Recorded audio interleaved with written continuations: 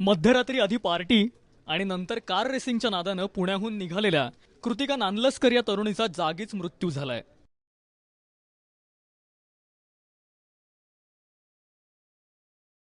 आंबेगावात शुक्रवारी मध्यरात्री कृतिका आणि तिचे एकूण 7 मित्र पार्टी संपवून लॉंग ड्राईव्हला निघाले.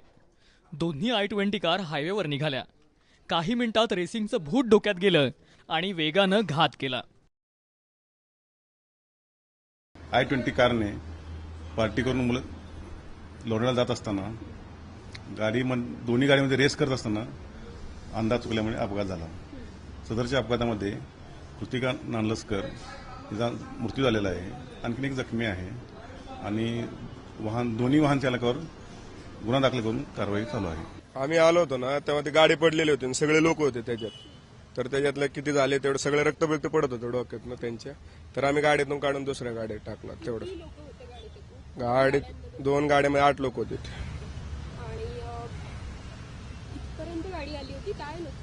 इथपर्यंत आली होती गाडी.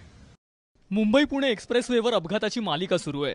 त्यात आणखीन एका अपघाती मृत्यूची भर पडली आहे. कारचा वेग एवढा होता की बॅरिकेड्सही तुटले. कारकडे पाहिलं तरी या अपघाताची तीव्रता सहज लक्षात येईल. या गाड्यांची आता जी परिस्थिती आहे ती बघता आपल्याला समजू शकेल की हा अपघात नक्की किती भीषण होता. ही एक गाडी आहे ज्याच्यामध्ये कृतिका प्रवास करत होती तिच्या काही मित्रमैत्रिणींबरोबर. या गाडीची झालेली सगळी परिस्थिती इतकी भीषण आणि भयावह आहे की या गाडीमधले कुणीतरी तरी वाचले असतील का अशी शंका यावी. वीकेंडच्या निमित्तानं पार्टी आणि लॉंग ड्राईव्हवर जाणाऱ्यांची संख्या वाढतेय. मात्र मौज मजेत आपला जीव जाणार नाही याकडे लक्ष देणंही तितकंच महत्वाचं आहे. कारण एक चूक जीवघेणी ठरू शकते.